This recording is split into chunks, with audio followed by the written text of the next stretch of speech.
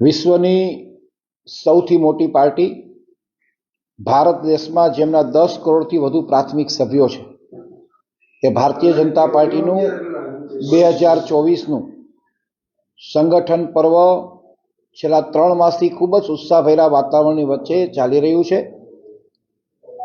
ભારતીય જનતા પાર્ટીની પ્રત્યેક શહેરની અંદર બૂથ વાલી એટલે કે બૂથ કમિટી હોય છે એની રચના પૂર્ણ થઈ છે।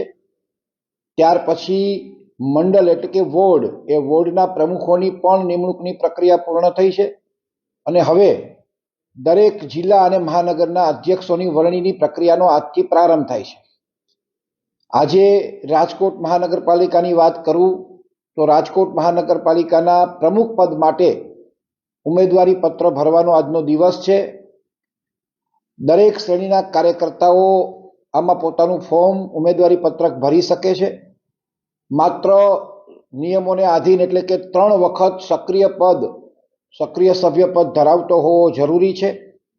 પાર્ટીમાંથી સસ્પેન્ડ ન થયેલો હોવો જોઈએ અથવા પરિવારમાંથી કોઈ એક વ્યક્તિ હોદ્દો ધરાવતો હોય તો એ વ્યક્તિ ન હોવો જોઈએ। કોઈ ગુનાહિત પ્રવૃત્તિ સાથે સંકળાયેલો ન હોવો જોઈએ। એવી શરતોને આધીન જે શરતો અમારા કેન્દ્રીય મોવડી મંડળે બનાવેલી છે એ વ્યક્તિ પોતાનું ફોર્મ આજે અમારા ચૂંટણી અધિકારી સમક્ષ રજૂ કરી શકશે। 10:30 થી આ પ્રક્રિયાનો પ્રારંભ થવાનો છે અને બપોર સુધી આ પ્રક્રિયા ચાલવાની છે। એ આજે અમારી પ્રક્રિયા છે। ભારતીય જનતા પાર્ટી એ સંપૂર્ણ લોકશાહી ઢબે ચાલતી પાર્ટી છે। પાર્ટીમાં કામ કરતો પ્રત્યેક કાર્યકર્તાને ઉમેદવારી પત્ર રજૂ કરવાનો અધિકાર છે। પાર્ટીનો સમર્પિત કાર્યકર્તા, પાર્ટીમાં વર્ષોથી કામ કરતો કાર્યકર્તા એ પોતાની ઉમેદવારી નોંધાવી શકે છે।